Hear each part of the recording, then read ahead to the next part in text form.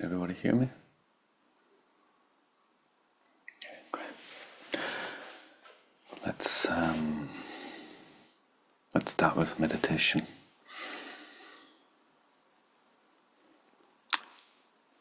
Just make sure you're sitting comfortably. The spine is straight.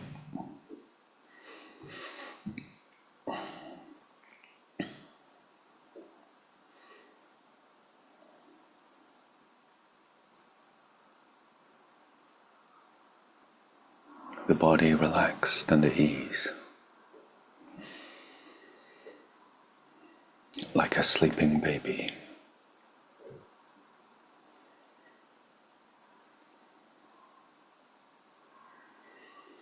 But the mind alert,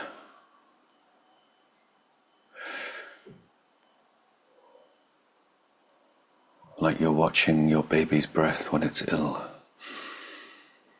And if you miss one breath, your baby may die.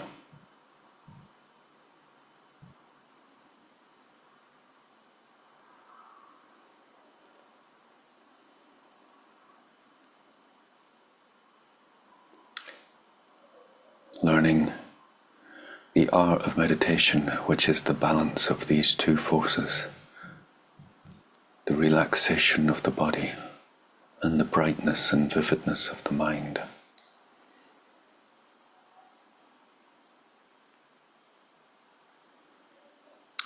Otherwise we'll just fall asleep,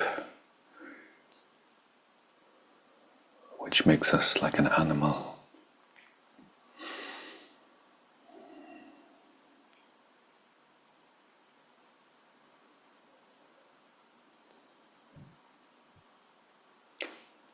We try to keep the body still, as this helps our concentration in the meditation.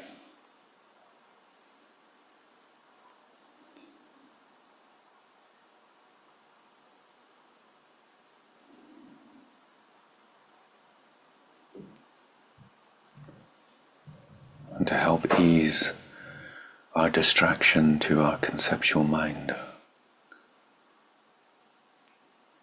feel that on each out-breath, we let go of whatever we're thinking about.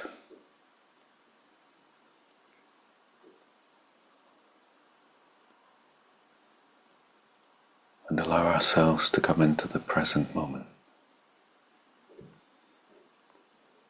which requires no thinking.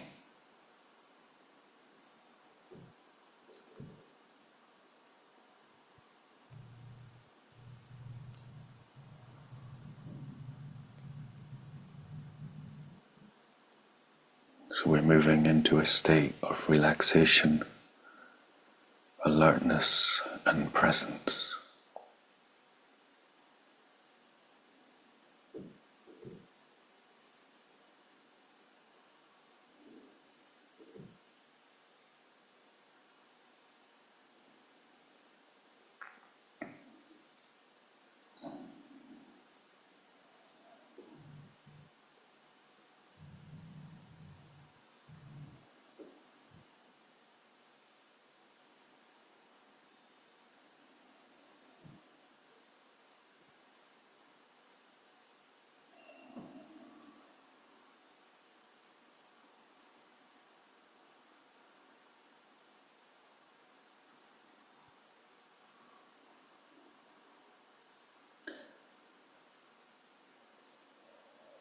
Reflect for a moment.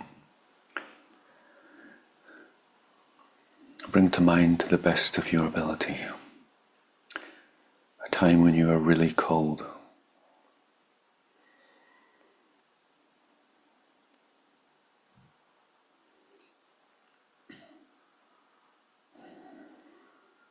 Maybe in winter the heating went off.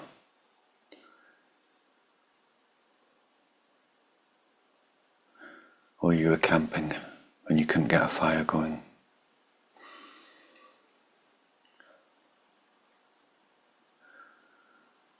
You got caught in a storm.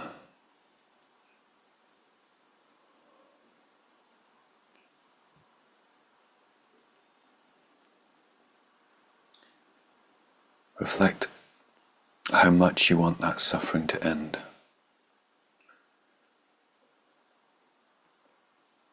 Reflect how you never just think, oh, this is just consciousness.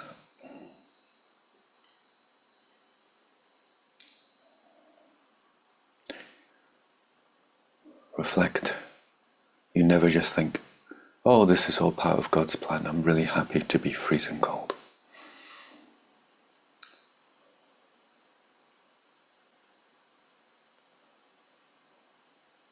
There is a deep wish for it to end.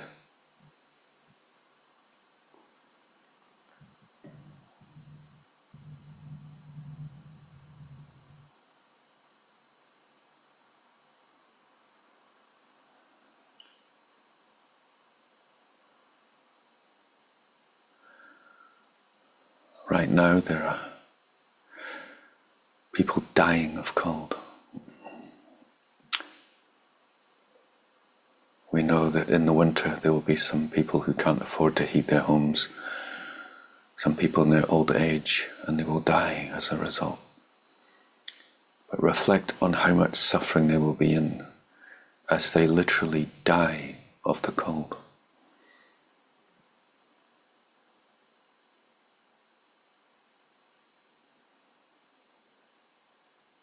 That feeling that you have, but worse.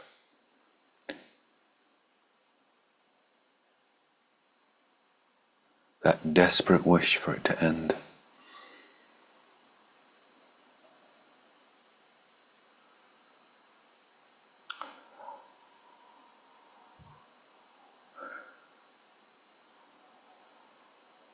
Think of a time when you had to sleep outside, if that's happened to you. Or you got stuck outside. Or stuck somewhere you didn't want to be. And you were scared. If that's never happened to you, think of a time that you were threatened with violence.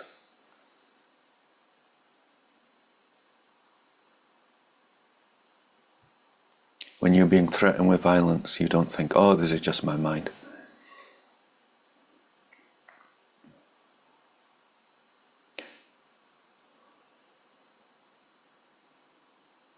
Maybe especially if you're outnumbered and it's a real threat.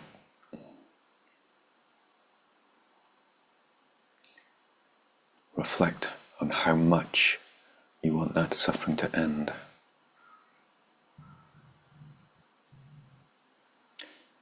Or you have nowhere to sleep and you have to stay out all night.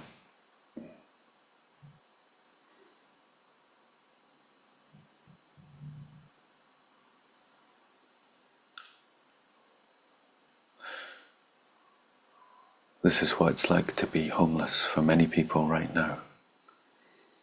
Cold and afraid.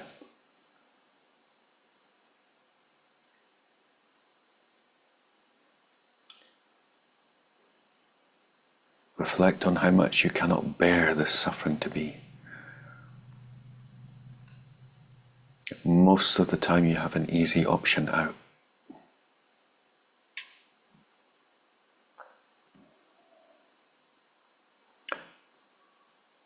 Reflect how grouchy you get if you get mildly hungry.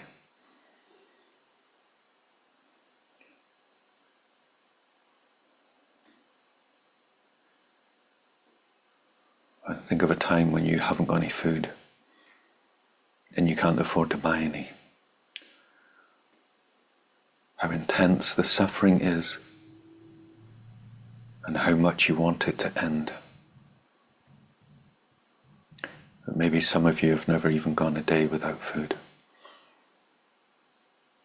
Just the feeling of hunger, but really painful and scary because you don't know if you'll get food.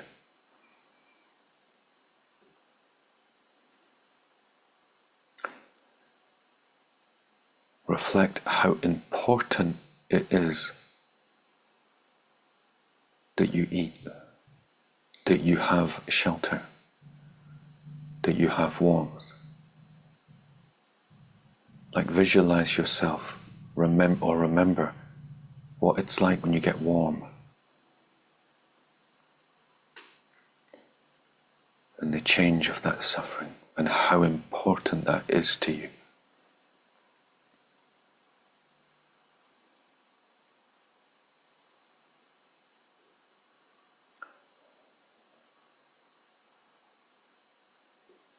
There are many people, it's happened in the United States, made homeless by the hurricane. Many people in Syria, Palestine, made homeless by war. Can happen anytime. Visualize yourself there, freezing, starving, and terrified.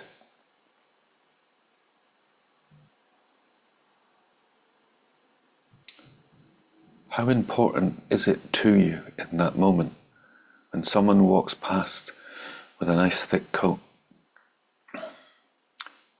one of 17 that they own, and they don't even look at you, just leave you to rot? God's will, is that what just comes to your mind?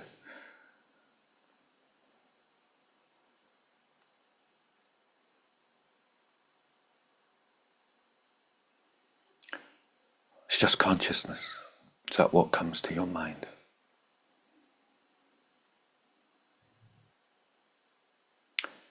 All you need to alleviate the intense hunger is 50 pence. And 500 people walk past you. The only thing that happens is one person spits at you. How does that make you feel?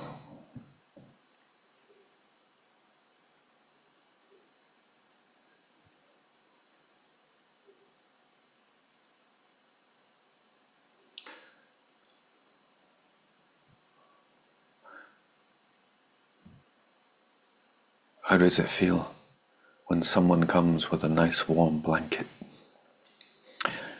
Because they've seen you and they've gone out of their way to care. And they put £20 in your cup and bring you some hot soup. Does it matter to you?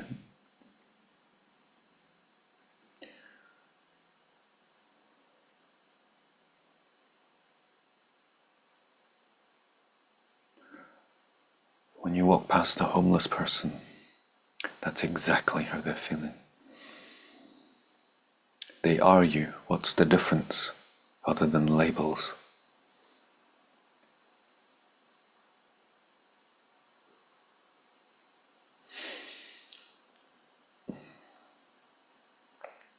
And the people that walk past you, they had legitimate concerns, didn't they? They had to have their 500th CD.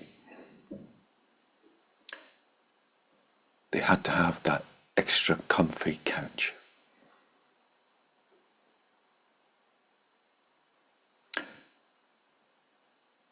They had to go on a holiday to Mallorca, didn't they? That's crucial. And you are very happy for that to happen as you're freezing, starving, and terrified.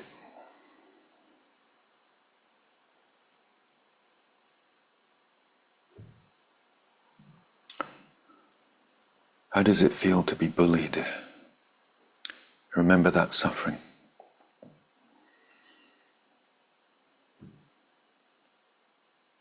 Remember how much you don't want it to happen. When you philosophize away that you just want things to flow in life. And you don't want to do things with your mind to create good karma. What's it like when that good karma comes to an end? And once again, you find yourself in a new job somewhere else, and someone seriously bullies you.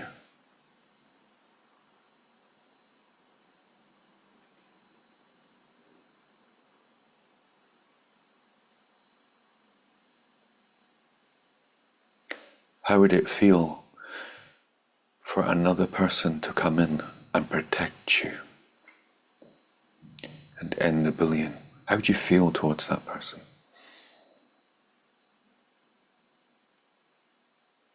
Blasé. It's all mind.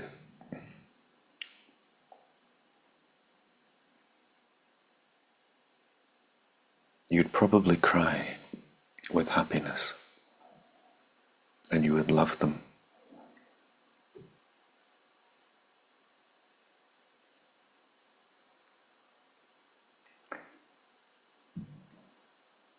How does it feel if you're traveling somewhere and your car breaks down in the middle of nowhere? It's very cold at night and you don't have any food. And the car drivers just drive past, the few that pass. Does that matter to you?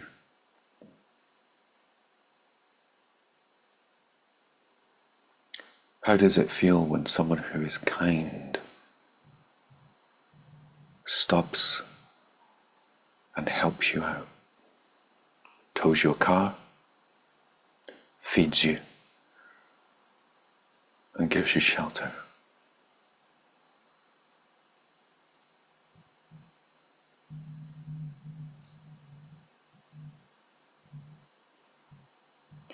How does it feel if you're in a government building and you're trying to navigate a very difficult situation? Maybe you've been falsely accused and you're in a police station. How does that feel?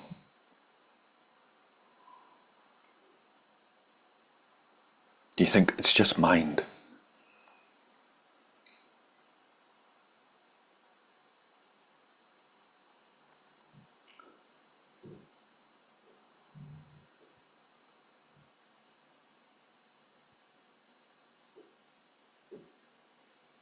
How would it feel for you, for the police person, to look upon you with compassion, understanding, and just allow you to go?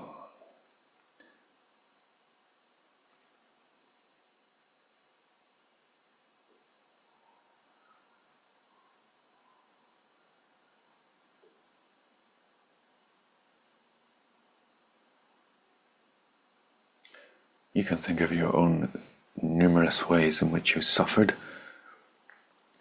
in which other people are suffering right now.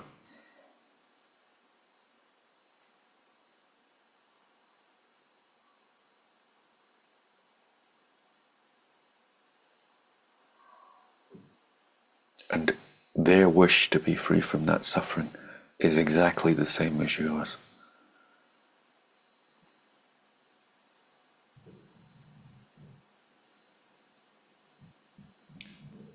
We think how wonderful it would be, how wonderful it would be if I could free all these beings from these sufferings.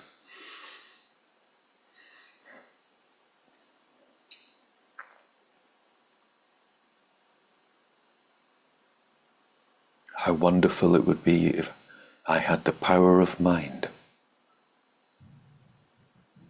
that wherever I went I could relieve all these kinds of suffering.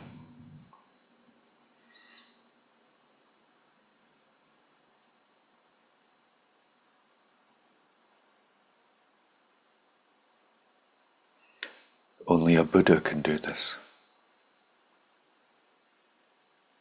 I must awaken so I can free all beings from suffering.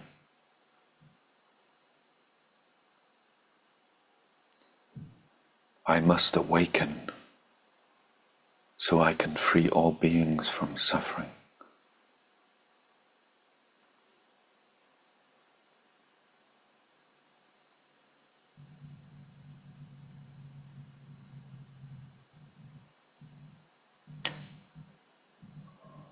Make the connection that awakening is when you understand the emptiness of your mind.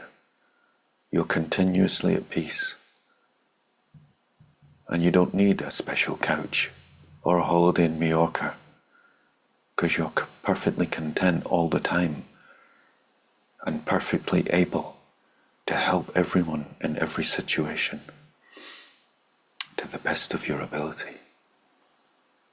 That's what I want.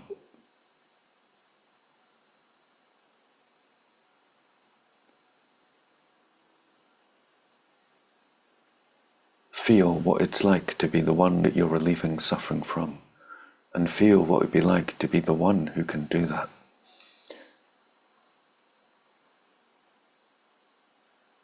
Contemplate in these various ways until this intention arises. I must awaken so I can free all living beings from suffering. We hold that intention.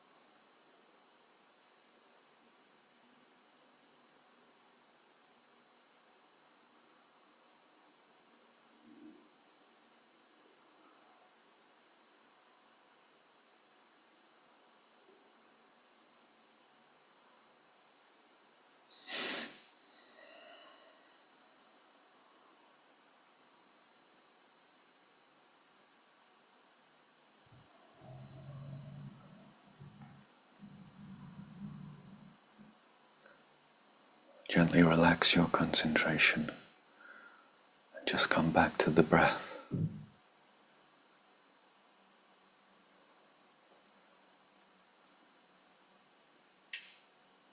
The feel of your body, spacious awareness of the present moment.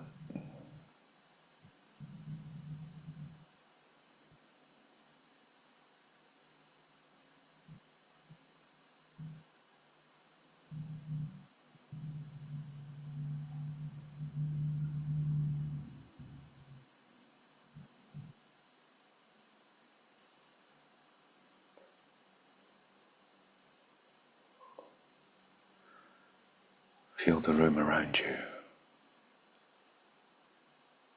And as we move out of meditation, try to retain the feel, very gently, of awareness and bodhicitta. We'll take just a minute to move, to stretch.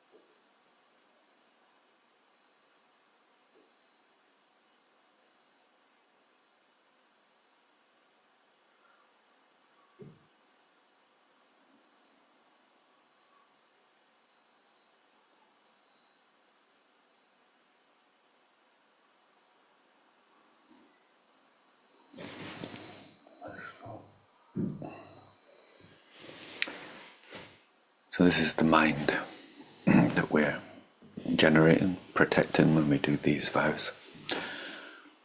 The way to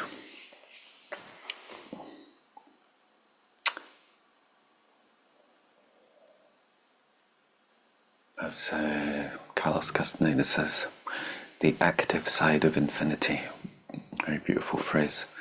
The Christ, in the Christ consciousness, we understand that. The Christic aspect of being in the world with people and what it means. The essence of like the Christ teachings is, how do you feel when you're experiencing misery?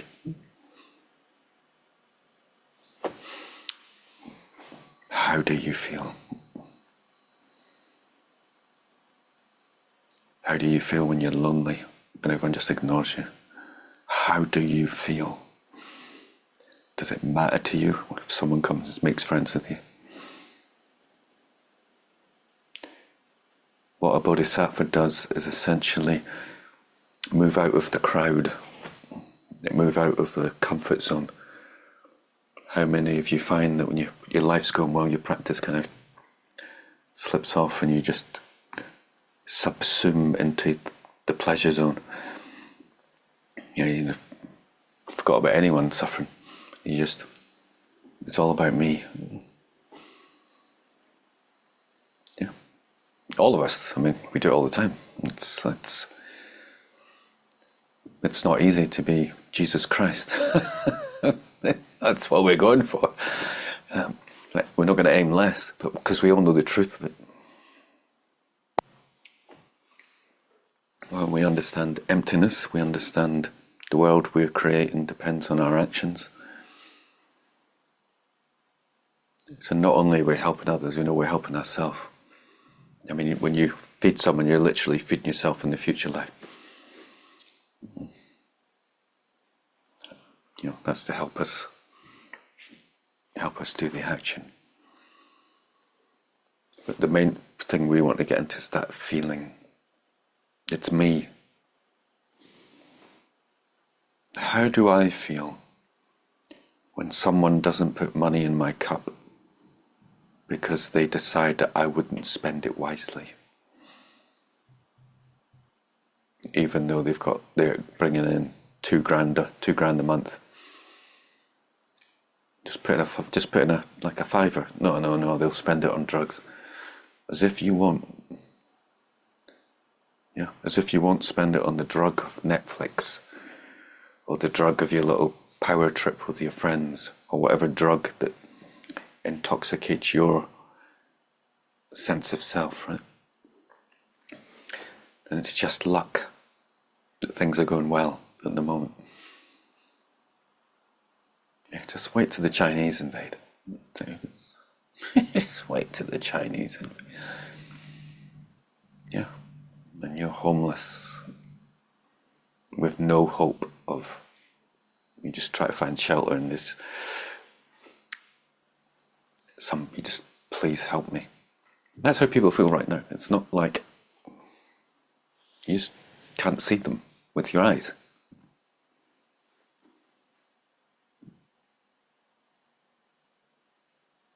When we're training bodhicitta and we're training sadhana, we're remembering them every day, all the time. It's why we meditate. It's why we practice. Or, you're just meditating for your own self.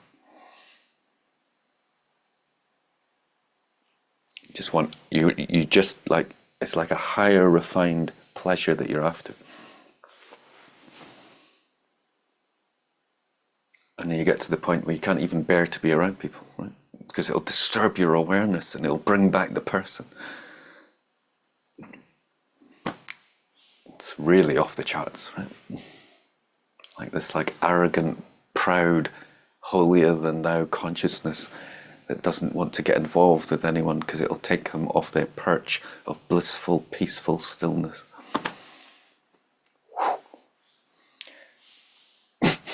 Anyone slip into that trap?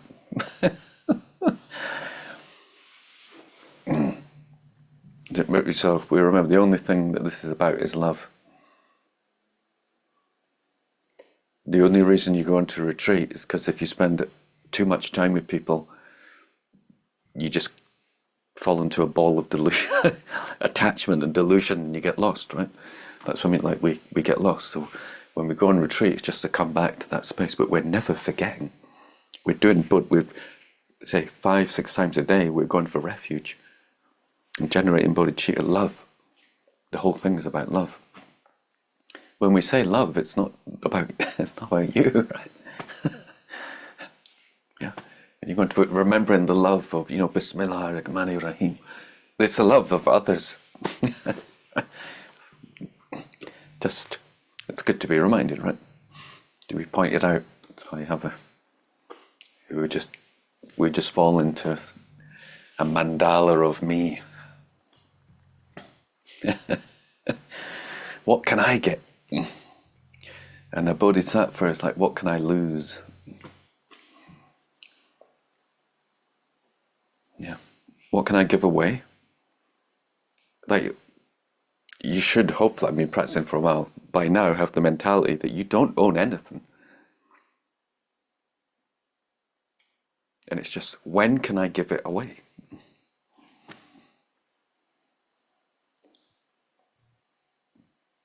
You're just like, you're like a banker. It's not your money. It's not your stuff. If someone comes and they say, "Oh, I need that," you give it to them. If someone says, "Oh, I need somewhere to stay," you stay here. So, yep. You don't push it on anyone. We learned over time that's unskillful, right? We become overburdened. We're generating the intention for that to have the power to do that, and it doesn't ruffle us. That's what we're asking God for. Give me the power of mind where I can help everyone at all times, and I'm always happy about it. This is a bodhisattva. We're training, right? Don't feel bad. It's like, that's an incredible, that's what we're bowing down to. That's what we prostrate to. That is Christ. That's what we love. Why do we love it? Because we do that meditation. And what's it like when someone protects us? What's it like when someone feeds us when we need it? What's it like when someone loves us, helps us? It's the most important thing in the world.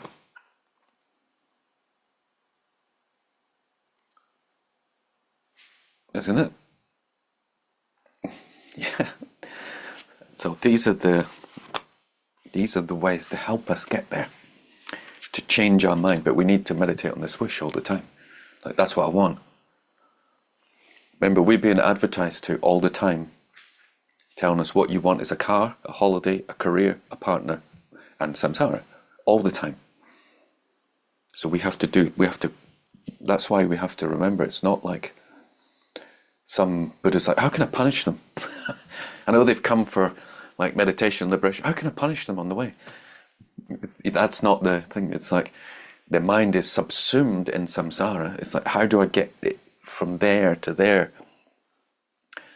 It's like you have to motivate yourself. But of course, hopefully when you come to classes, it reminds you, hopefully, every time. Oh yeah, that's like, oh yeah, oh yeah. But you need to do that yourself. That's the sadhana, that's the point.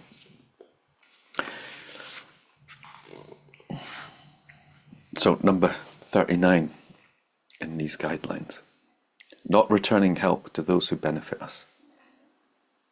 We should always remember the kindness of those who benefit us and maintain the intention to repay them. If we completely forget their kindness, we incur a secondary downfall. So when you're reflecting on, if you want to reflect on the past, you just remember every time someone's kind, when they were kind to you. Doesn't matter how many times they hurt you. You remember when they're kind to you. Now that alone, you see, that is an unbelievable training. Because if someone harms us, we can forget, and I know being in the spiritual realm, you can forget 25 years of kindness because they did one bad action. Oh, well, he done that. Well, he's not a proper spiritual teacher. It's like, it's incredible, right?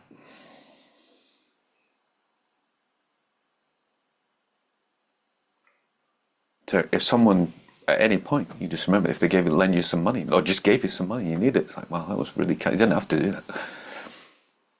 So you're basically thinking good of people, right? And remember it all the time. I think when you get into like Islam, then it's like the only thing you don't want to leave the world in is in debt. It's like you pay back your debts, pay back the kindness. Same thing, just remembering the kindness, never taking it for granted. No one ever has to help us. No midwife has to come round. If we're giving birth, the midwife says, "Nah, I'm staying at home. I feel sick." What are you going to do? Force them? What are you going to do? What are you going to do? Someone doesn't want to do something. What are you going to do? You can force them. You say they were forced to do it, therefore they weren't kind by the government. No, no one can really force anyone to do anything.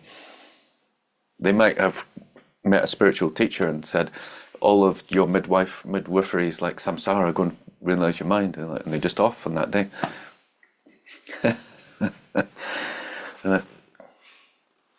When someone's kind, they're kind, and we have to remember it. Or not, just remember their bad things. How does it make you feel? Any more truthful? Or the emptiness studies? Is there any more truth in it? It's just your story, isn't it? Your projection. You project it, and then you rattle off some stories about what you're projecting. Make yourself in pain.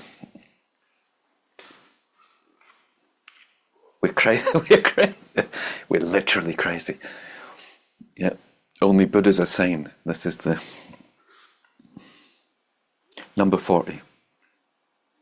Not relieving the distress of others. If we meet people who are beset with grief and we have the opportunity to comfort them and yet do nothing, we incur a secondary downfall. So, we're following a nice theme here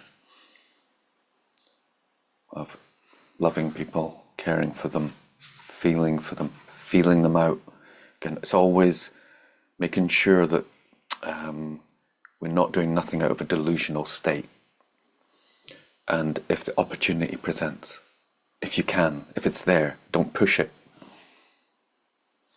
Yeah, don't, oh no, they're grieving, I'm a Bodhisattva, I have to go and help them. No one likes someone pushing into your life. We all understand that. Yeah, this has to be restated because of our the shadow side that happened in our Christian culture, which is just being a helper without any wisdom.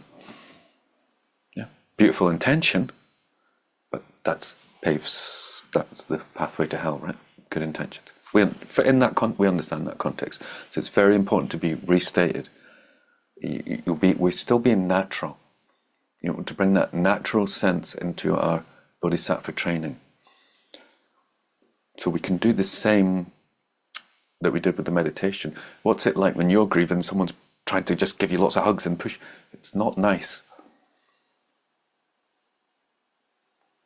So being a helper doesn't necessarily mean doing something physically.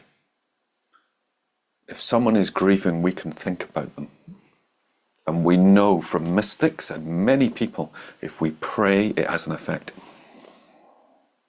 We pray for them. 41. Not giving to those who seek charity. Just on that note, you can experiment with your partner. Just be nice to them on the outside, but inside think, you're a fucking wanker all day. And see if it affects them.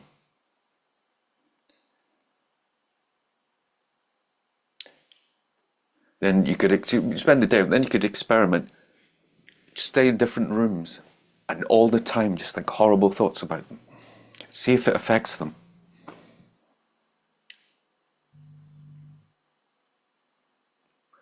from people's expressions, everybody knows it would. So it's exactly the same as prayer, but prayer is more powerful. It affects them. Just because you can't see it, it doesn't matter. So whichever one helps you get that faith, the negative side of thinking what it's like to be around someone who's like angry in the house and how it affects you, or when it's positive. The anger can be more of a helpful analogy, because when it's positive, you generally just slip into it like you're healthy. And you don't notice that because you've got a nice mind, everything's going well. And we often don't make the connect. But hopefully by now you have made the connect that when you're meditating and practicing and you've got a healthy mind, generally things go better in your life. Not giving to those who seek charity. When beggars or others in need of our charity approach us, we must try to give them something.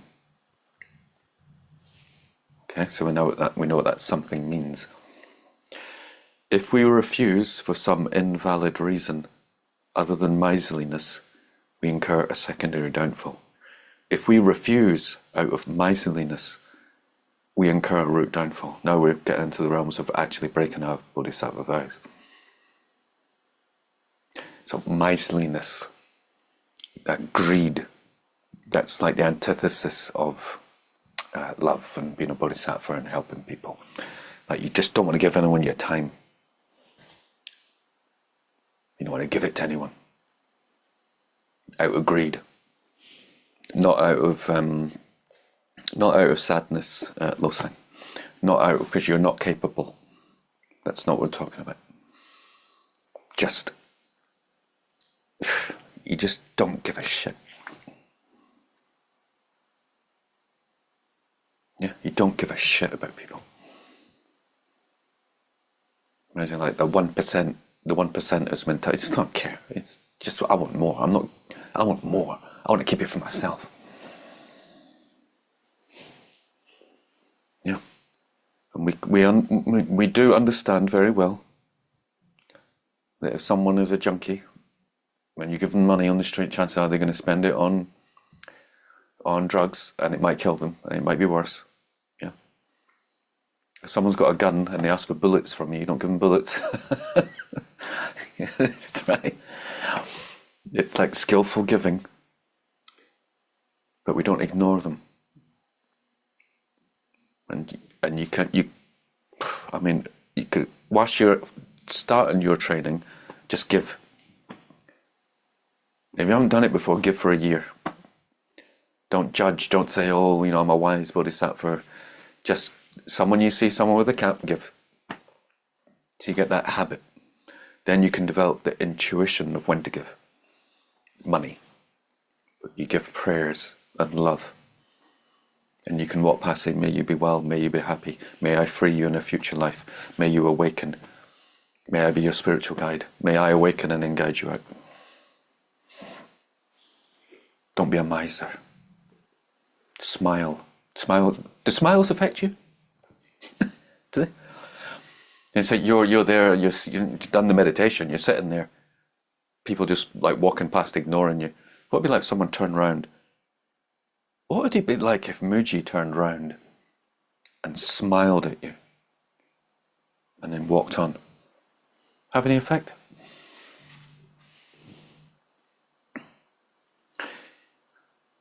So we're getting the drift here. It's like we just think we're inside others. This is our practice. Not taking special care of disciples, 42. If we have disciples, we must help them by guiding them along the spiritual path, and as far as we are able to, provide them with whatever they need for their Dharma practice. If we do not take special care of our faithful disciples, we incur a secondary downfall. So that's like if they need money, you try and give them money. If they need comfort, you try and comfort them. It gets to different realms when you go into tantric initiation, in which if you have given direct permission to have your ego smashed, Yeah. But then that relationship's built up from this, where you come to your spiritual guide and they need help, and they help you every time. They give you advice, give you comfort, go for a walk with you, watch movies with you, do this, whatever, as much as they can. Until you have that understanding that they do actually care. Then, say, the tantric initiation is different from that point. That's proven, like you've established it. Mum loves me. So now Mum's going to not give me the, I want this. It's like, well, I know you want it, but you can't get it. All right, now you have to go out and do this. I don't want to. Well, you've got to. Yeah. So if you start getting disciples, you have to be,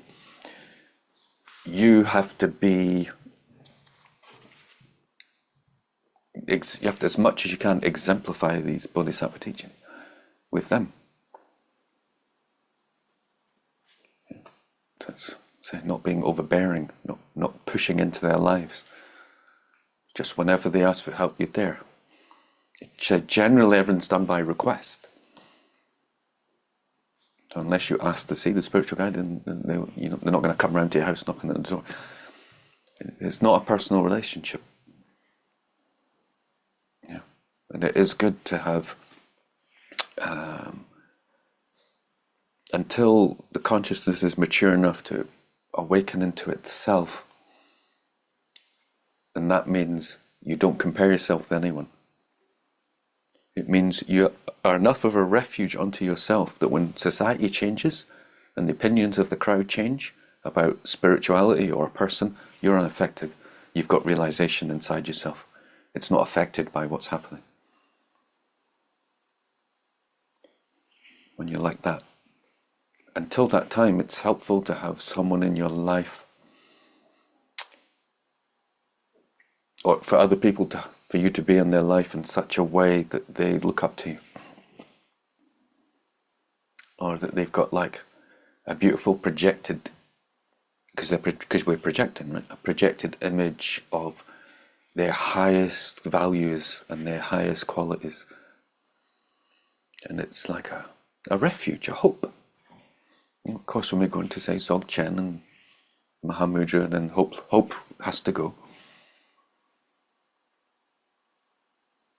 So it's not getting too close, as the phrase in spirituality is not too close, not too far.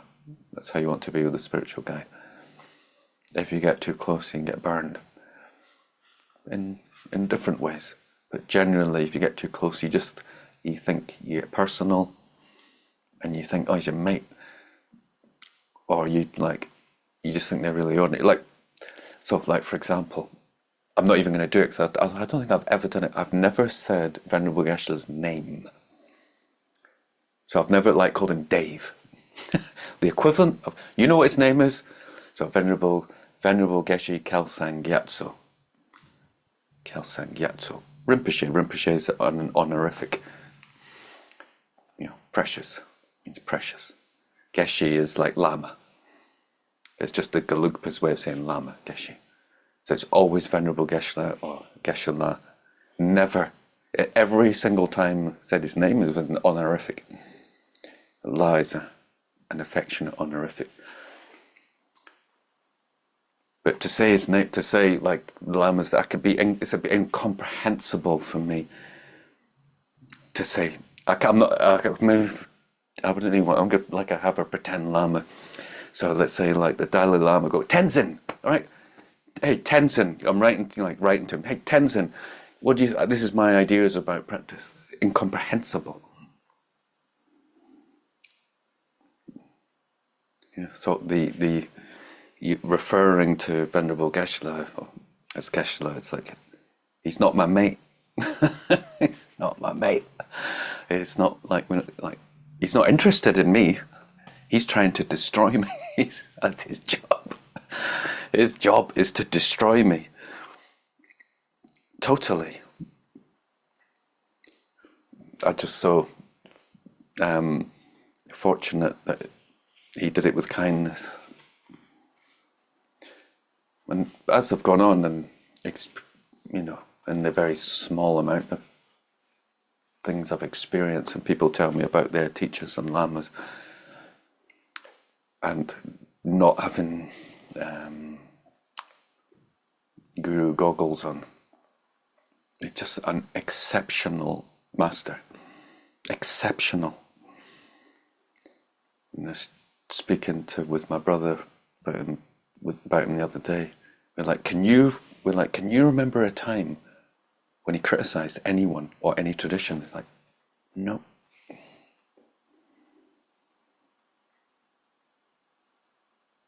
You know what I mean? They had a thing with the Dalai Lama that came up, but all he was doing was asking for a debate. It's like, debate me. And the Dalai Lama wouldn't debate him. Which, if you investigate Tibetan Buddhism in any way, I said it before, their school, because the Dalai Lama is a Gelugpa, they're from the same tradition, it's debate.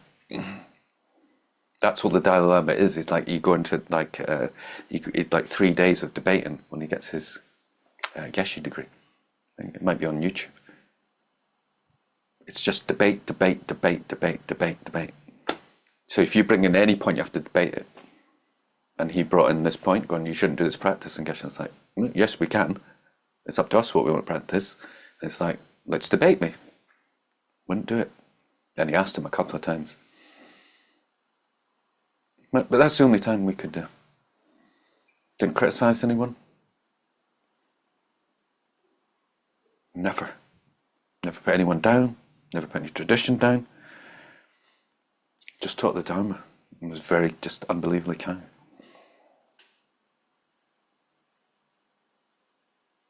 Didn't get into politics. And he said to me, never, ever get involved in politics.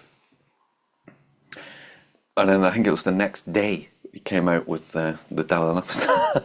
And then you had people in the Sangha pressurizing you to get involved. It was a very amazing experience. Amazing experience of what it means to stand up for yourself. So you find you might have students and then it's like, it's game on, right? So there's one thing you want to do, and that's never give someone any advice that you don't do yourself. Right? I'll just warn you on that. If you want to feel guilty, tell someone to do something that you don't do.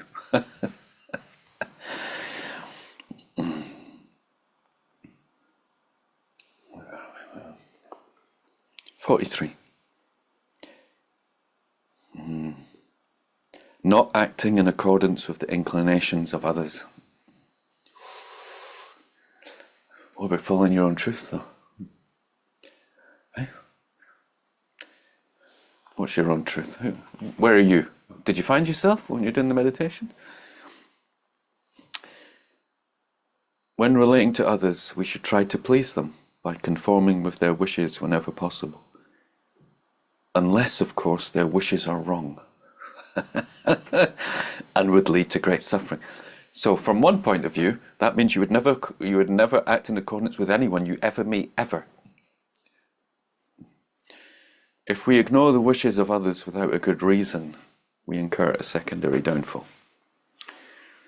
As you notice, I noticed, when it came to the pandemic, the Buddhists have this sycophantic, agreeable, we'll follow whatever the government does, society kind of thing. Because that's us doing this Bodhisattva vow of just easing into what the people want. What's the good of conforming to suffering?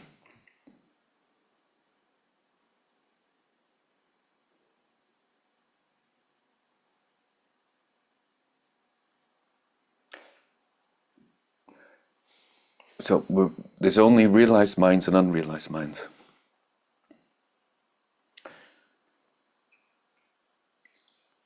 And a realized mind won't interfere with your dream.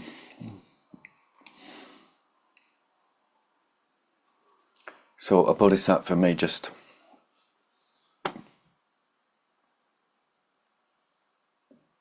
do whatever the person's wanting and needing done. You know, help them load binge on their Netflix program, buy them a box set. And this whole agreement we have of Guru Yoga, the Bodhisattva path, the Hinayana path, Tantric path, are just levels of agreement where the Lama can disagree with because the way we live is suffering.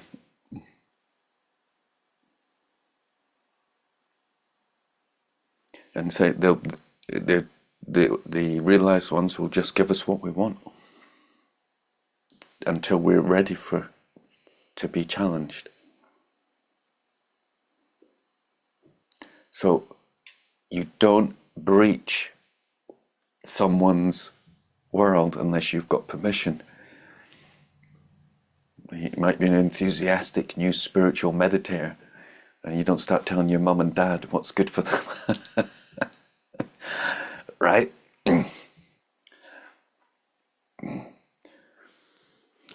You just help them. So if you can help them, if you can please your mum and dad, you do it. You don't need you to tell them it's all just a dream. So whatever it is, whatever craziness that will come up with their initial enthusiasm, and it's often because we've had a beautiful experience, or we've seen the truth. Have you heard the good news? Yeah. Have you heard the good news? It's like, no.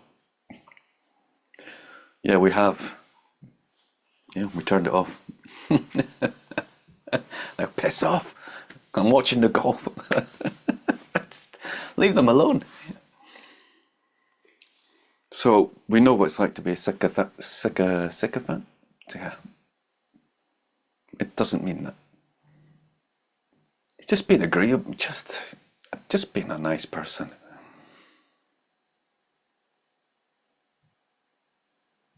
But if you've got students and you've got permission, you shouldn't be too nice.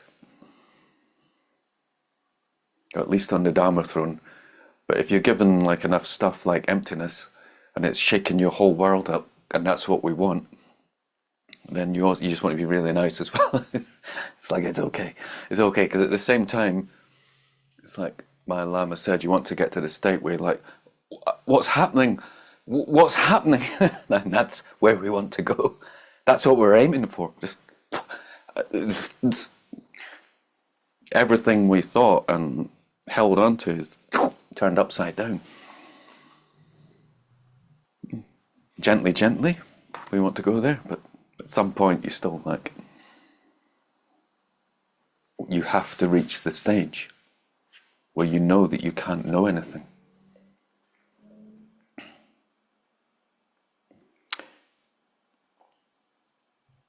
Here's another interesting one. Not praising the good qualities of others. Number 44. If we see someone whose conduct is a good example for our Dharma practice, we should rejoice in his good qualities and praise him. If motivated by envy, pride, jealousy, or some other delusion, we do not praise him, we incur a secondary downfall. One of my favourites to observe. Yeah. So if you see someone who's just naturally kind and loving, friendly, and they get on with people, and you've got this hidden jealousy, you call them a 2 on the Enneagram as a put down. And then it gives you this holier than thou sense. Oh, that's just 2 on the Enneagram. That's them being a 2 on the Enneagram. And it's just pride and jealousy. Because you can't get on with people in the same way. And you're slipping from the Bodhisattva path. Instead of just going, they're amazing. Look how friendly they are. So charitable. Always helping. I wish I could be more like that. Brilliant. Well done.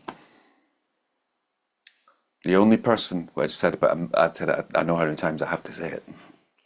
I can't have to keep saying it. The only person the Dharma teachings are for are you. The only person the Enneagram is for is you.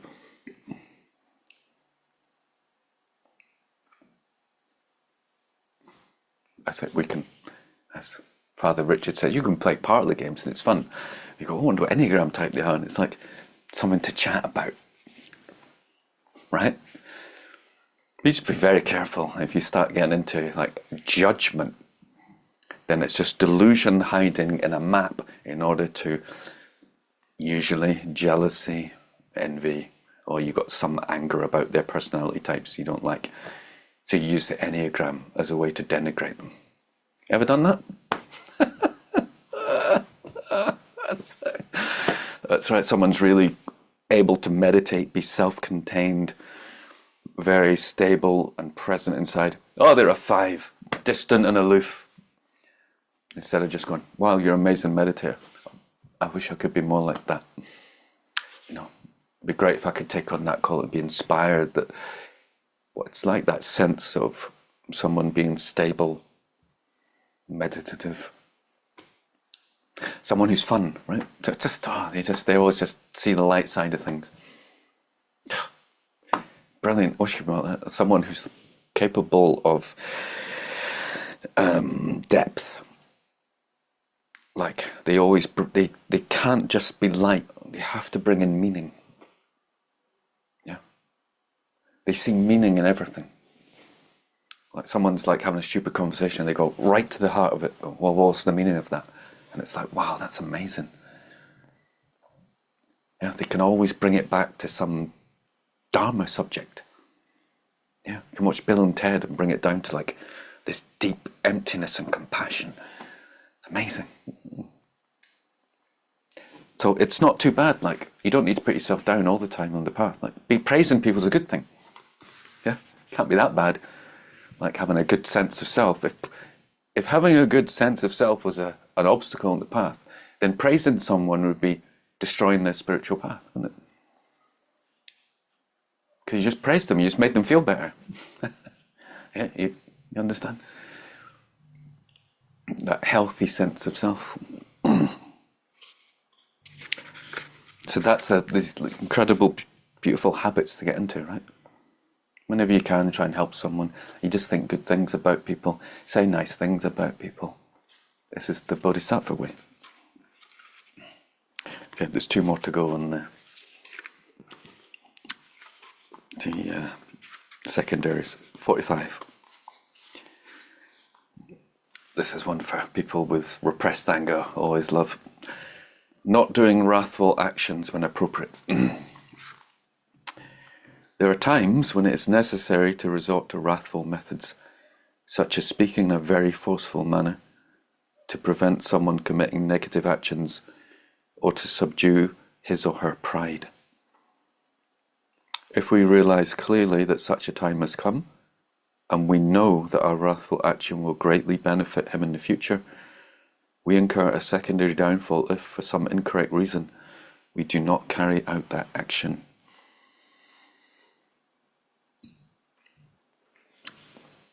I remember when I was harassing my little brother, for whatever reasons. But my big brother pushed me and grabbed me by the throat. I went, stop it. That was it. That was the end of it. Didn't do it again.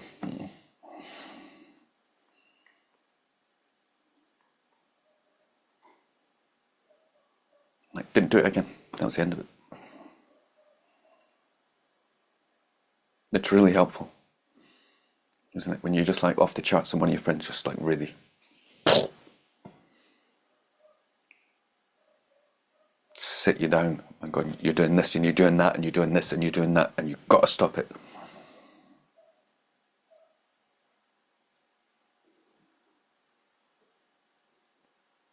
They might like, it's not pleasant. But see, you don't want to like, you need to not react to that. You need to just let that, it's not pleasant. Yeah, when the ego takes humble pie. But hopefully if you're on the path, you're like, yeah, I wasn't doing my best. It's like, and you really thank them that they cared enough. We're not talking about someone who's on your back all the time. We're talking about someone who maybe once or twice in the time you know them really sorts you out because you're engaging in a consistently negative action. Or, you've done something really stupid. Rahima.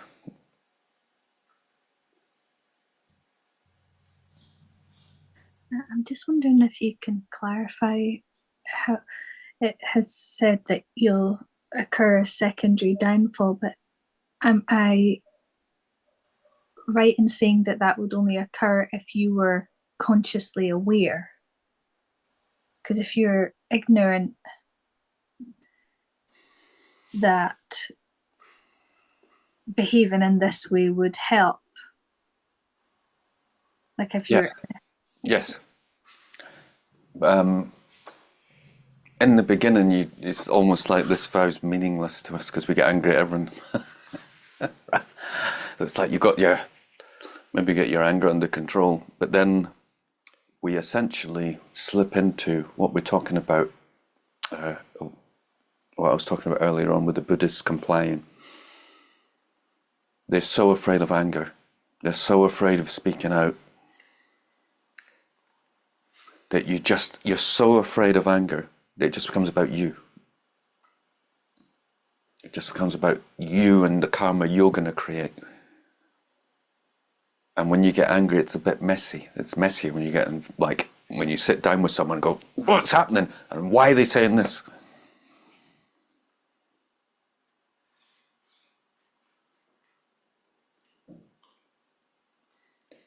But if one is a very reactive person, they get angry about everything, you can't tell.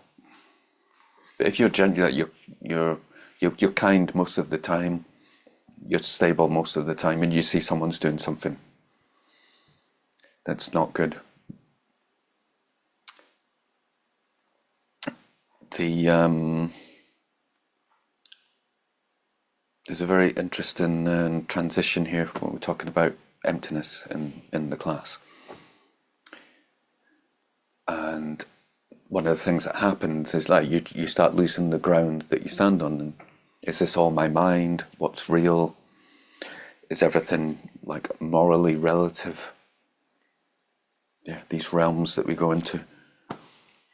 What is a woman? Yeah, is it just imputation by mind? Yeah, we're going to like very interesting realms. So what Muhammad, what he did was we take things externally as real. So if someone's doing a bad action, take it as that. If you see someone stealing, that's a bad action, and you stop it. If someone's saying bad things about someone, that's a bad action. Don't be like that. Their internal relationship with God is between them and God. You don't have to judge them. They might be a Buddha. You can relate to them as a Buddha, but you go, that's a bad action, I'm going to stop it. So you don't fall into this worry that, and people, this is very important, especially if you go to other spiritual places, or maybe, I'll slip into it, or other people will in the Sangha. They start saying, oh, it depends on your mind. Oh, it's because of your self-cherishing that you're seeing that. And then it can start to control you. I think it's called gaslighting. So there's actually a simple analysis. If it's caught on film, there's a camera, it's filmed. The guy said that, and it wasn't nice to that person. Like that kind of objective clarity in how to behave and with the actions around others, until you go into your relationship, the only relationship that changes with the spiritual guide, where it's like you're seeing them as a Buddha no matter what. if you've taken on that relationship. But generally, it's like you don't want to lose that common sense. Buddha's like that. Don't do anything that goes against your common sense moral goodness, even if it's me. If I'm saying something that doesn't make sense to you, then ignore me. So it's very important that the relationship between that person and God is their own. They may well be doing something by saying some harsh words to someone. They may themselves be doing a good action. It's like it's basically try not to go there. Like you don't have to judge them. You don't have to attribute the act to their personality. It's just that was a bad action. Yanchin. Yeah, considering in what we were doing in the meditation, where we know that people will die this winter because they can't pay their electricity bills, or there's part of me that would believe it was right action to turn a blind eye if I saw someone stealing something from a supermarket. I can feel that there might be and this might be wrong, but that intuitive feeling of just take it. But that would be a judgment that I've made, that they need it and they're stealing it for a particular reason. So I think I would have a bit of difficulty with is it arrogant of me to decide whether or not I say anything? Great. That's what we want. You to have difficulty. Yeah. That's what we want to be challenged. We want to. Who's right? Is what Buddha's saying right? Am I to be a robotic? Just well, there's some rules, and do I just say that? Well, essentially, we're saying, as a general guide, err on the side of someone stealing is a bad action. But if you have been practicing meditation for a long time in the spiritual path, you develop wisdom. And you think, how can you steal from a corporation? You can't, because there's no person there. So they're actually just taken back. Is Robin Hood got creating bad karma? Nope. Yeah. So it's not like something you can just ever, we never want a set of rules. We just go, right, that's it now, I just say this and do that. So different things have different times and associations. The main reason I'm saying that is so no one can mess with your mind and put you into moral relativism about yourself. You generally know what's a bad action. And if someone tries to kind of emotionally blackmail you or gaslight you into thinking it's okay to sleep with underage girls, or it's okay to walk up to someone who's just walked into the ashram and say, I want to sleep with your wife, because, that's the spiritual teacher and he's allowed to challenge you, and you just go, every part of you's going, that's wrong. Then it's wrong. Right? Buddha's saying, I support you in that.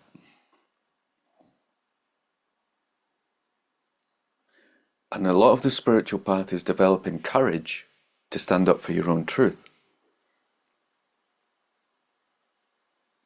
So a lot of the times, and Tilopa did this with Naropa, he would get him to do something to see if he wouldn't do it.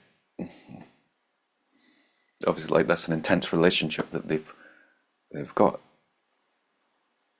But sometimes you'll let something play out just to see how people react to it, to see if they will stand up for themselves, if they will stand up for truth, to see if someone will stand up for the person who's desperate and hungry and the governments have crushed them, so they've no money, so they have to steal. They've taken their land, they're this and that, and that's what they resorted to. So that's things you have to figure out yourself, right? There's no, you can't have a rule book, a rule book for every situation. These are guidelines. So I hope that makes sense. Like the more wise you become, the more you bring in the emptiness, the more you, in your relationship with others, can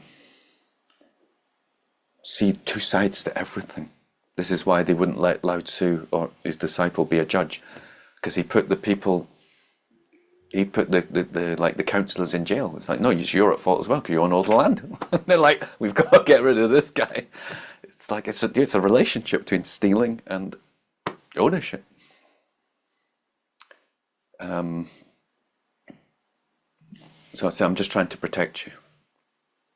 So just as a general basis, you just kind of know, well, that's a bad action, and just take it on that value, rather than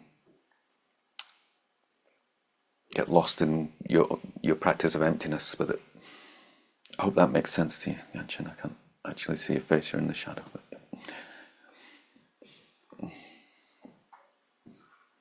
okay, last one. This one's for Baron. Not using miracle powers, threatening actions and so forth. When we perform wrathful actions, we should use whatever miracle powers we have. Otherwise, we shall incur a secondary downfall. Okay? However, many realized teachers, such as Tsongkhapa, have said that the time for displaying miracle powers is now past, because these days people are likely to think that we are engaging in black magic, with the result that Buddha Dharma will be brought into disrepute and our own safety may be threatened. Therefore, we should follow the example of the Kadampa Geshe, such as Dromtonpa, Geshe Potawa, and Tsongkhapa. Though they possessed potent miracle powers, they never displayed them. Outwardly, they always remained like ordinary people, never claiming to be in any way special. They lived among ordinary people and helped them principally by encouraging them to cultivate love, compassion, and bodhicitta, and by teaching them all the stages of the path to enlightenment. Nowadays, this is the most useful way for bodhisattvas to act.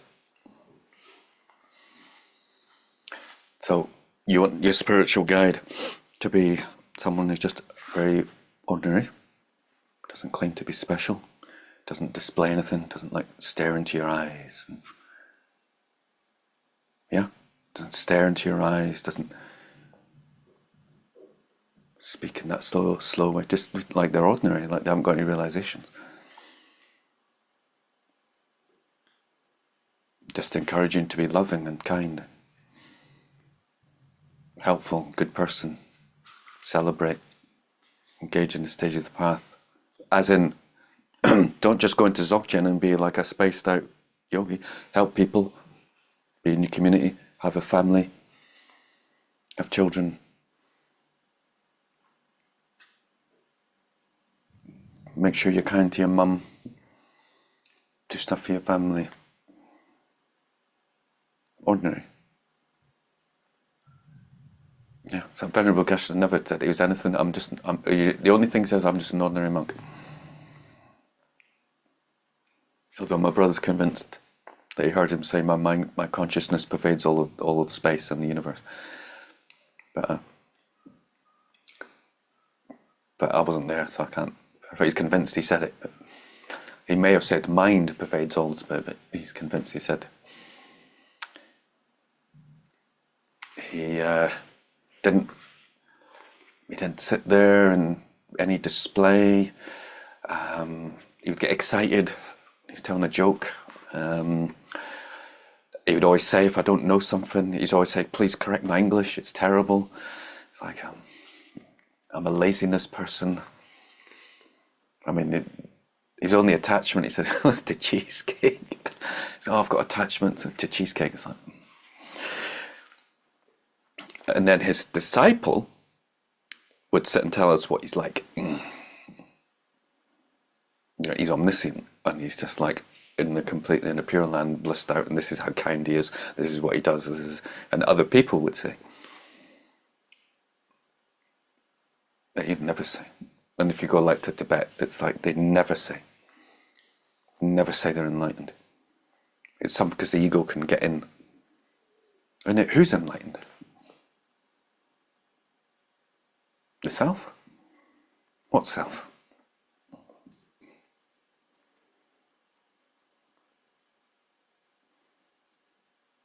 So it's a good way to be, to avoid the holier than thou attitude. Zen mind, beginner's mind. It's always a nice.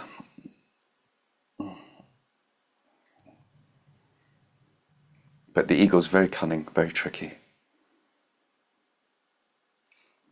So taking the position that we're ordinary is always good. And as much as possible, we always want it to be learning, right?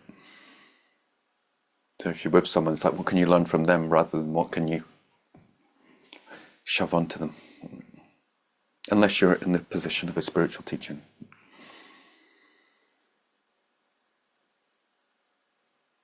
Yeah. So you might not, spend time around a spiritual guide when they're with other people and they're not in that role. If they're sitting there telling them about the Dharma and special, or if they're just being ordinary, kind, maybe taking the lowest position in the room, maybe say something that makes them look stupid so everyone else feels better. Or if you've got pride, it's like, so it's good to be a fool. Does anybody have any questions?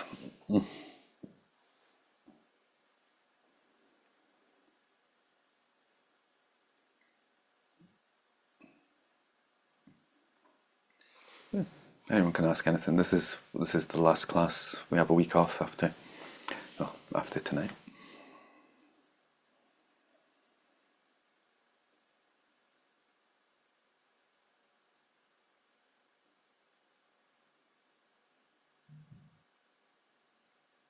Okay. Can the wrathful actions vow not be a bit of a double-edged sword if you don't have any wisdom? Yeah, if you don't have any wisdom, don't do it.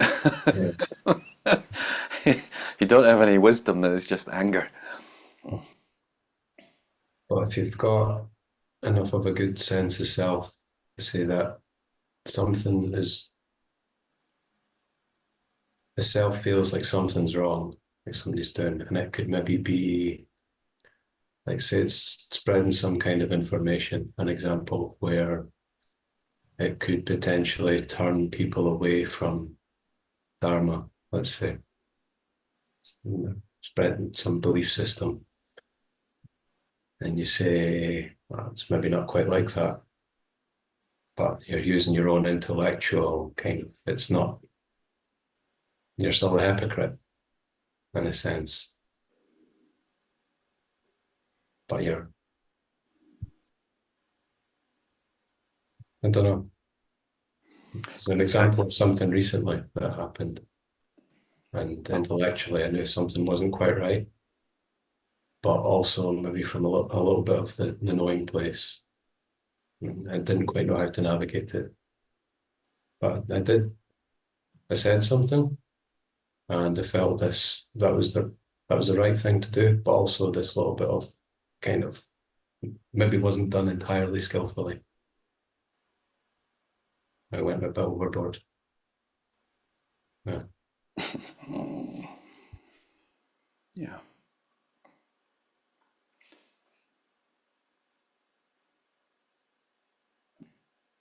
So you notice that the two kind of come together, like the miracle powers and the raffle actions, kind of in the same kind of bracket. Venerable Geshe kind of links them. Generally, we want to be wrong, take the lowest ground, be patient, kind, loving, selfless. So if someone's got a different view on the Dharma, debate them in a nice, soft, kind manner.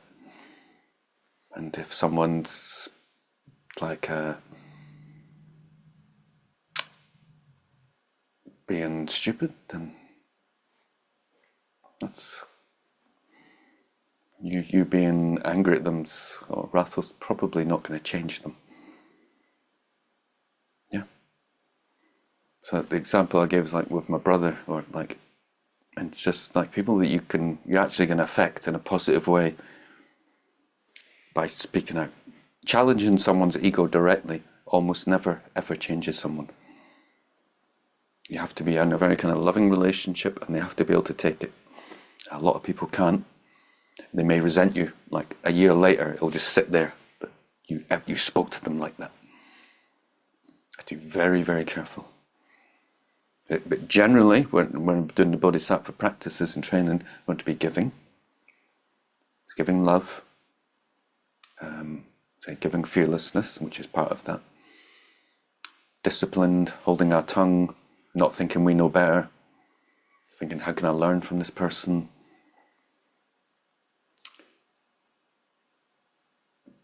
Patience is the big one. Not tolerance. So when someone's being like that, you understand that's my karma coming back. I said those words and they're rebounding back. It's like, how can I love them? That's your default position. How can I love them? And if you think that shouting at them or like being saying very forceful is your way of loving them, great. But if it's like some kind of egoic pride or, I've got the right position, like as if you know the Dharma, right? Yeah, I've got the right position and I'm going to say something back. Then you want to work on the other stuff. There's a lot to work on. Let's like save the wrathful thing to you can just if someone says some stuff, you can just be at peace and you just want to give them a hug. That's right. There's no God. We're all just chemical scum. Give me a big hug. Right? When you can do that, then you can. I'm just going from my own experience of whenever anyone would say anything to me, I would take it on board and go, is that true? Is that true? Is that true? Is that true? Was I doing this? Was I doing it? For a long time. Until there's such a cognitive dissonance between them saying something that I'm like and my reality of in like existential love towards all living beings. I'm like, right, that's projection. I've got it. And then once you know who you are and you know what someone's projection is, you can be quite firm. Samaya. I was wondering if there's a sort of a second thought to hold, because when you go in the world and you're navigating reality or so-called reality, so the beggars and the people who are shouting about this or that or whatever's going on in the city, I can be an observer and go through, and then when I get into an action, the eye kind of goes whoop, and there's a contract, and it starts kind of making is it the right? So you get all the conceptual aspects as well. And I was wondering if there's a sort of antidote or a sort of a conceptual antidote to the acting eye or the judging eye. Yeah, absolutely. It's that you're observing it. Yeah. So don't fight your nature. Recognize that the I is simply your thought. Whereas before, you'd think, oh, I need to do something. Me, a real me. But if you understand that this is just a conceptual thought, it's a conceptual thought that I'm going to help. It's a conceptual thought that that's liberation. Keep that gap.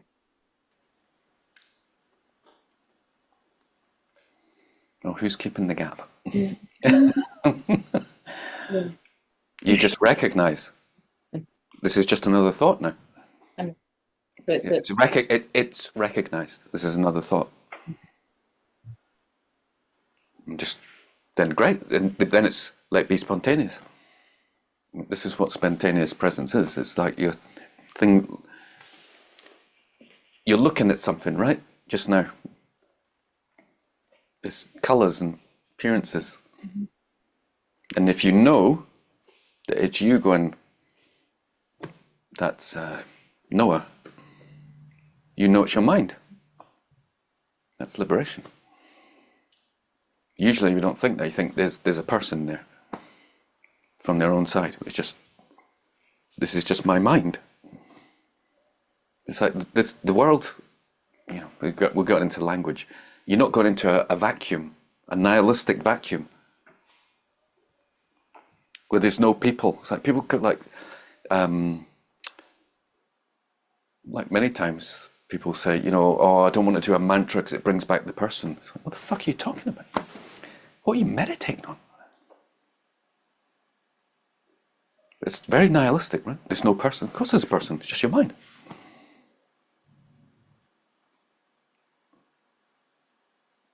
But when you do the data yoga, you know that you're just making up an image in your mind. You're doing that anyway. It's just like making you understand that. And when you understand this is, then that's it. You're out in the world, and but it's all your mind, just reacting to your mind. That's the recognition we hold, and then this is the spontaneous play. It's just awareness itself. And we know that everything we're doing is just made up labels. Very beautiful. Like your baby doesn't disappear. No, That's It's spontaneous with it. Sorry, go on. No, sorry, my interrupt. So yeah, the loving, then it's the joyful action. Yeah. You don't have to get too much into is it. I was thinking of an analogy because I remember my mind. So the idea that our paradigm with our mind is different than what we mean by the mind. And I used to think, well, I don't want to control life because that would be like infringing on God's will. It's like I want things to just spontaneously happen, so I'll fall in love with someone, and I wouldn't want to make love myself because then it'd be contrived, right? So it's very helpful to understand, if I gave you a choice tonight that you could dream that you were going to be in love, a state of unconditional love for 8 hours, just utter unconditional love, like you're choosing to have that, or you choose to have a random dream where anything can happen like a nightmare. No one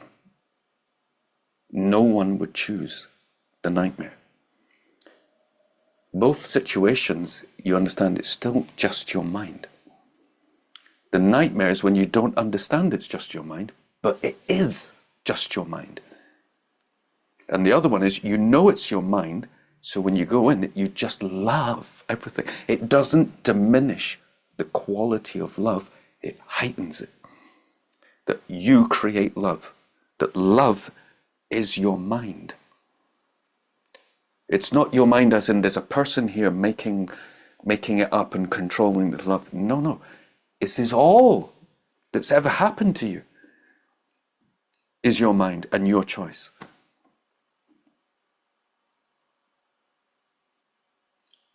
When you're dreaming, you know it's just your mind. But you choose a beautiful dream, and we all would. I wouldn't believe anyone that says, no, I'll choose to be chased by the hounds of hell and be utterly terrified and be in excruciating pain for feels like an eternity. No, you choose to create love. And when we're doing these Bodhisattva actions, that's for the world we're creating. Then the more you understand the emptiness, the more you understand you're the creator of it. You're creating your own paradise. The more it happens. Like, say, with your baby, what you're experiencing right now, Shiva, with your baby, is your mind. Is that diminished? We think it's maybe somehow diminished because we're contriving it. We're not contriving. The whole thing is our mind.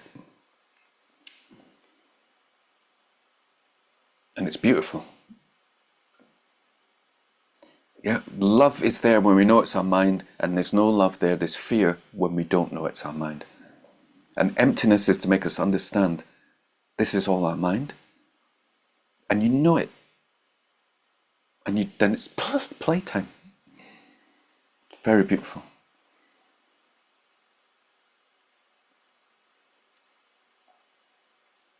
And so you imagine you're just in that state, then you can just help everyone all the time. And it's just this spontaneous, beautiful dream. Helping everyone else. And so like tonight we'll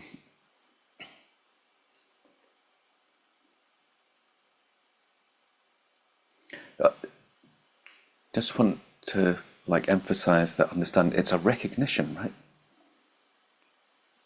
It's already the case that the love you have for your child is just your mind. It's already the case. It's not, or the love you have with your families. It's just recognizing it. That recognition is the liberation. That recognition is like we effortlessly hold it, or be with it, and rest in it. In that space, we can't do. If we do, then it takes us out of it. It's this relaxed being, choiceless awareness. It is the understanding that the person that appears to your mind is just conceptual. And there's nothing real behind it. Not that there's no people there. Not that, oh, the person came back. No, the person didn't come back. The person didn't go anywhere. It's just all your mind. It's not as difficult as it may seem. But to be steady in that recognition, that's difficult. That's where the game's at. Maintaining it and not just immediately slipping into, oh, you're over there and I'm over here. They really have those qualities. So I think it's 9 minutes past 1.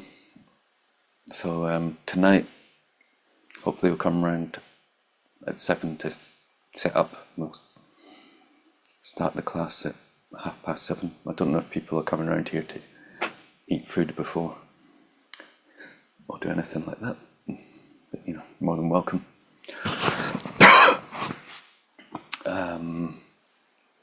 Anybody got any questions for tonight? Yeah, we all good? Make sure you're wearing your dancing breaks. Yeah. And we'll hopefully just do a little bit before to remind us that we're in the Pure Land. This is our gathering together, like the tantric commitment to celebrate that you are a Buddha. You're not allowed to think you're not a Buddha. You're not allowed to relate to someone else other than they're a Buddha. Your commitment is to be blissful, joyful. This is what you're offering the spiritual guide, is everything is nectar. Yeah, so if you have any water or little sweets, it's nectar. It's all like God eating itself, and we're dancing in celebration, and let go as much as possible into ecstasy, where you lose control of the self that you think's in control. Yeah. This is what we'd like. I mean, still like you to be on your knees, writhing around, just. This is what we want. Yeah. You don't know how you're going to behave because you're just overcome by ecstasy. Yeah. If you're about to run into a wall, I'll try and grab you. It's just a dream. I'm going to run through the wall. That'll be fun. Okay, so it's probably enough. So we've done the secondary downfalls. I hope you see how beautiful they are. I hope you catch the drift of what it means to be a bodhisattva. And that these are obstacles that us develop in this unconditional love towards every living being in the universe. So may we, through our practice, develop bodhicitta, and where it has grown may it not decrease, but flourish forevermore. And may every living being be liberated from their suffering and abide in the eternal bliss that we call Allah. So, thank you very much. God bless.